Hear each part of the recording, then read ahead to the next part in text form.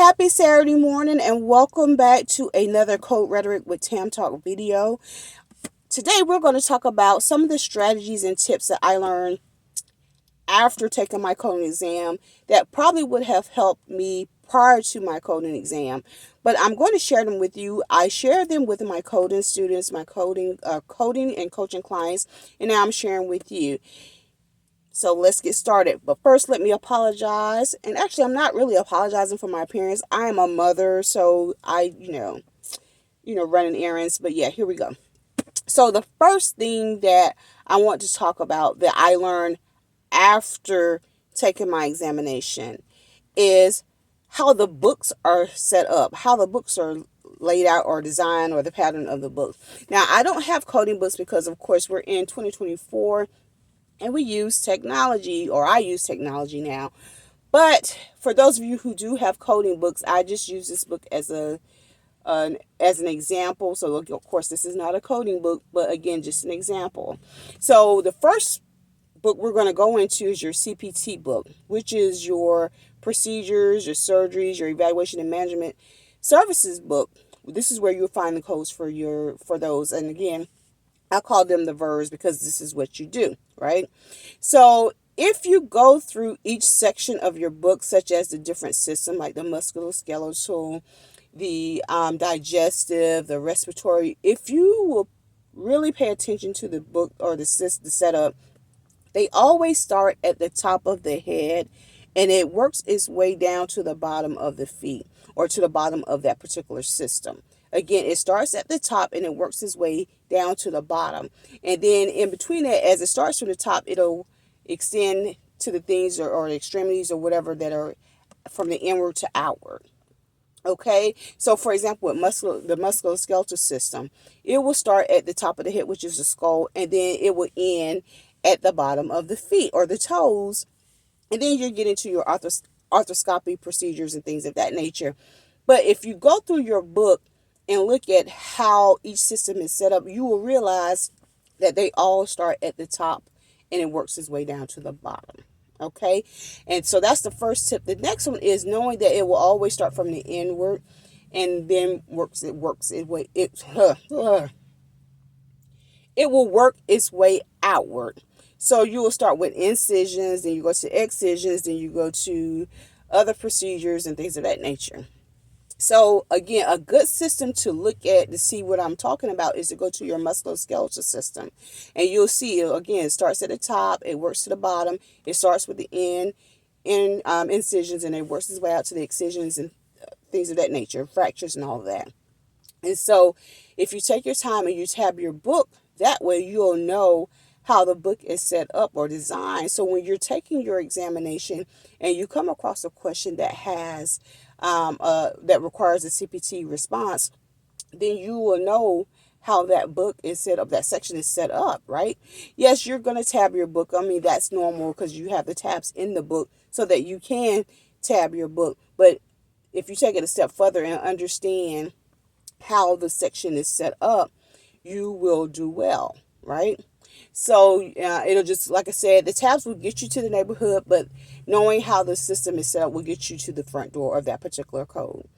Another thing that you want to know, or you should know, is those semicolons are very important. They're very important. So when you're looking at an operative report or you're looking at a code description, to ensure that that particular code is the code, you want to look at everything that comes before the semicolon.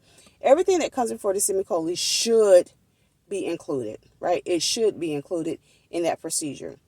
If everything that's in that prior to that semicolon is not included in the operative report description, then it's probably not the right code. But everything in front of the semicolon should be included. Everything after the semicolon is subject to change depending on the circumstance of that particular procedure. So again, I'm going to use a colonoscopy, for example, which is a 4-5. Y'all, I'm bad. I don't have my books. I'm going to say a colonoscopy with polypectomy, a snare polypectomy, which is CPT code 45385. Well, the original CPT code for a colonoscopy is 45378. which is just a general look-see, a general colonoscopy. But 45385 is where you're actually going to be removing polyps via the snare technique. Now, the snare technique is after the semicolon, but the colonoscopy is before the semicolon. So if the doctor documents that they performed a colonoscopy, so you know your first code is going to be like 45378, or that's your base code or your main code. But then they said they performed this polypectomy via snare. So then you look beyond the semicolon to see the technique, because there's various ways that a polyp can be removed. It can be removed by hot cautery. It can be biopsy. Again, it can be snare. So everything, those different techniques come after the semicolon. So you want to make sure you understand that. Look at everything prior to the semicolon, and it should be included in anything that differentiates from or after the semicolon. That's how you determine or narrow down your code even more. Another thing with your ICD-10 book, your diagnosis, or I'll say the subject or the reason for them doing the surgery, is you always want to start off with the alphabetic index, looking up your main term. And I always liken it to that of a dictionary. You go to the alphabetic index to look up the main term, and then you always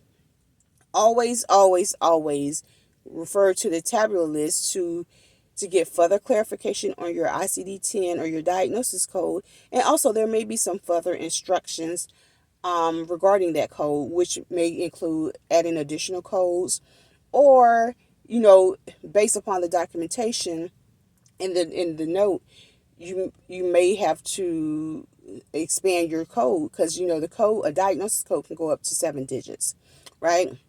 Or it may incorporate a letter, like if it's initial, subsequent, follow-up. I'm gonna say post, or what? It's not post. Is not but you get A, B, C, D, and so it's very important. Like, again, you start off in the alphabetic index, and then you're gonna go back to your tabular list to confirm and to see if there are any further clarifications as it relates to the diagnosis. Again, these are things you probably already knew, but I just want to reiterate them to you, especially for those of you who are new to the medical industry or new to medical coding. And these are little practical tips and tricks that will help you, maneuver through your books quicker, get to your section quicker, and that will just bode well. Again, so we're going to go back. So with the CPT book, which is your procedural book, you want to pay attention to how the different sections or systems are set up. Okay? You're already tabbing your book, but you want to make sure that they, go a step further and study how the book is set up, the sections are set up. The next one with your ICD-10, you always, again, start off in the alphabetic index, and then you want to go back to your tabular list to confirm that diagnosis, and I would say to await further instructions, because there are further instructions in your tabular list. Again, the ICD-10 or the diagnosis code can be coded out to 7 digits. So you want to make sure, like in your alphabetic index, it may only give you like 3 or 4. But when you go to the tabular list, it will give you the full code. All right. And always study the guidelines. Always study the ICD-10 guidelines. I know for a fact that this is something that is taught by your coding instructors, but I always say go back and review your coding guidelines. Are there specific ones you need to review? It will depend. Where do you find your weaknesses lie? Do they lie in I'm going to say the Glasgow coma scale type of thing, or you having trouble with diseases such as infectious diseases. So there are guidelines specific for those different types of scenarios or diagnosis. So it's important that you go and you read up on it. Again, I can't give you specific ones that say, hey, this is going to be on the exam, because again, I don't know what will be on the exam, but I can tell you this will help you if you've taken a practice exam, and depending on your outcome or your score, and if you score lower in certain areas or you score high in certain areas, I would recommend definitely reviewing the low scoring areas first, and then the high score areas later, because you pretty much got that right. You pretty much have the high scoring areas. It's the low scoring areas that you want to pay attention to. And so again, when it comes to your books, I think having your books laid out and understanding the lay of the land in your books will bode well for you when it comes to taking the exam. It'll definitely help with the time management, although you have more time than I had when I took it, but it will help you save time and help you maneuver through it quicker. Another thing or another question that was posed to me as it relates to the exams, and I shared this on the podcast. One thing that I did, and one thing that I always encourage my students and my clients who are preparing to sit for the exam is to take a break, like especially the day before, the night before. Do something fun, do something different. Don't pick up the books, don't pick up the notes, don't pick up anything coding related, because I feel at this point you don't know, right? And you're not going to learn overnight. If you don't know it by now, you're not going to know it come test time. So I recommend doing something fun, something that's going to get you in a relaxed mindset, a relaxed mood. So when you go in there, you'll be confident and comfortable and prepared. And I think, again, if you had some practical strategies for taking the test, I think that would ease some of your test anxieties, test anxieties. Now, if you choose to pick up the books the day before, I would again recommend looking at how the books are laid out, right? So I wouldn't try to do any questions or try to guess what's going to be on the test. There's a section for each section specialty, so pretty much everything's going to be on the test. The specific questions, like, we don't know that. Okay, we don't know that. So if you learn how the books are set up, and you've studied and you understand medical terminology, you understand anatomy and physiology, and you understand how to dissect an operative report, you should do fine. The coding exam, or coding in general, is more, and this is my personal opinion, is a practical exam, practical certification, and a practical industry. If you are a practical person or a logical person, you will do well in medical coding, because really that's all it is. You just, once you do it and you learn the techniques and strategies as it relates to medical coding, you will do well.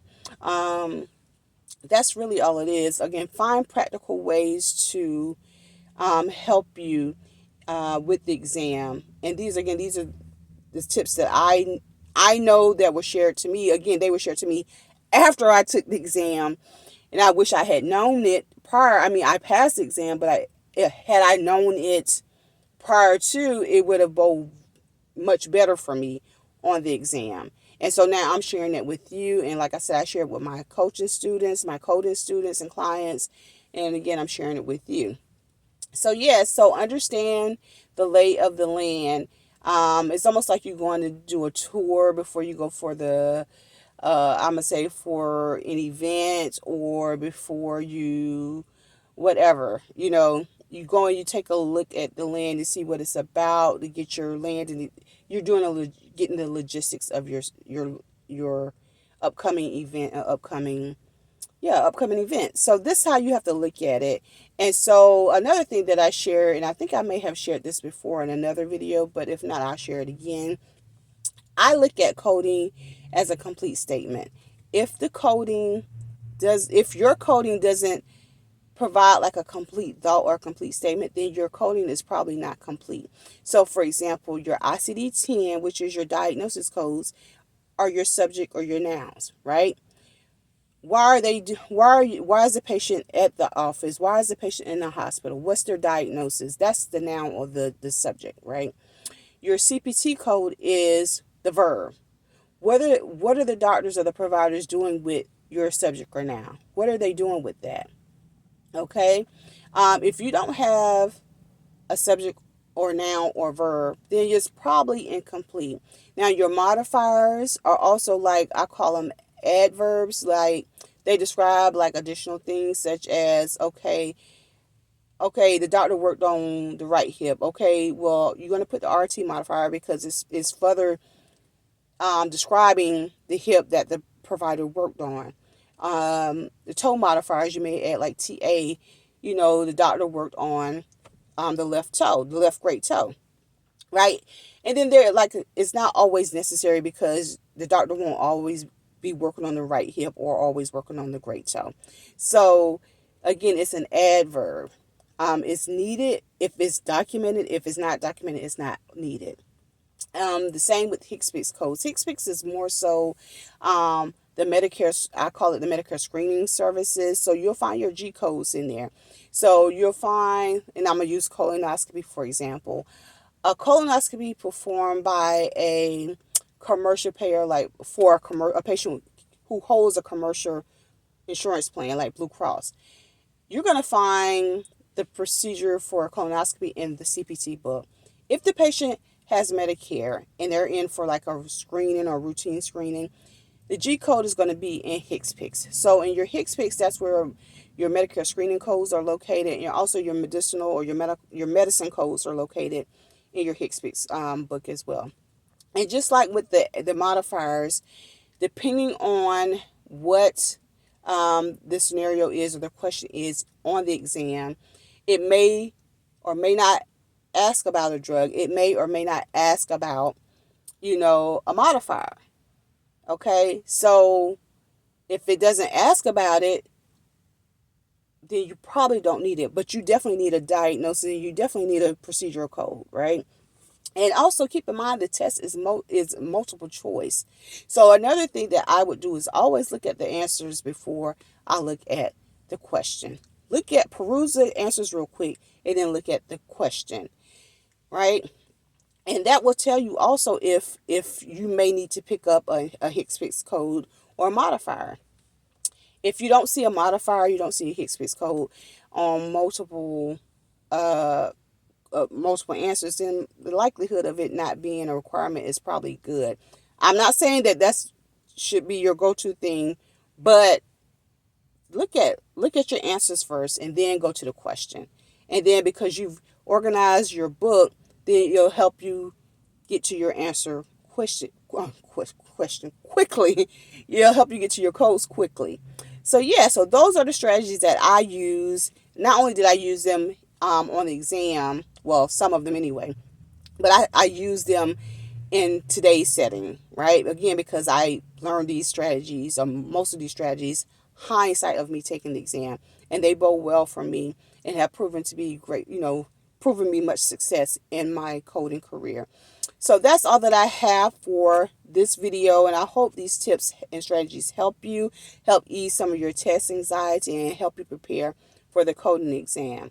And yes, so that's all that I have for today, and be on the lookout for more videos and how-tos in the future. Y'all take care. Bye-bye.